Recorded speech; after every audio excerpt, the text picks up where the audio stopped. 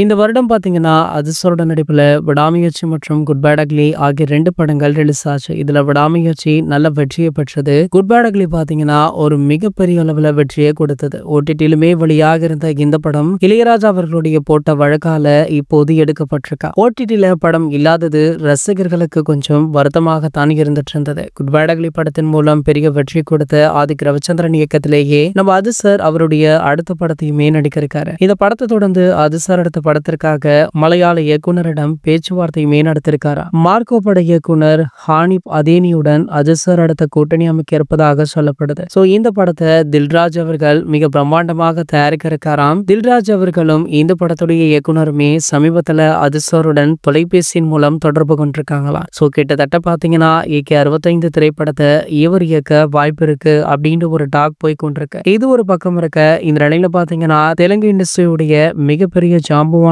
நம்ம பவன் கல்யாணுடைய ஓஜி அப்படின்ற திரைப்படம் இன்று உலகம் முழுக்க ரிலீஸ் ஆகிருக்கு. படத்திற்கு தொடர்ந்து நல்ல விமர்சனங்கள் வந்து கொண்டிருக்கு. அடுத்தடுத்த காட்சிகளுமே ஹவுஸ்ஃபுல்லாக ஓடிக்கொண்டிருக்கா. இந்த நிலையில ஓஜி திரைப்படத்திற்கு ரசிகர்களை தாண்டி பல செலிபிரிட்டிஸுமே வாழ்த்துக்களை தெரிவிச்சிட்டு இருக்காங்க. அந்த வகையில பாத்தீங்கன்னா நம்ம அஜித் சாருமே பவன் கல்யாண் அவர்களுக்கும் இந்த திரைப்படத்துடைய டீமுக்குமே வாழ்த்துக்களை தெரிவிச்சிருக்காரு. சோ இந்த தகவலுமே தற்போது வெளியாகி சமூக வலைதளங்கள்ல வைரலுமே ஆகிட்டு இருக்கு. இது போன்ற செய்திகளை பற்றி நீங்க உடனே தெரிஞ்சுக்க நம்ம சேனலை மறக்காம சப்ஸ்கிரைப் பண்ணிக்கோங்க.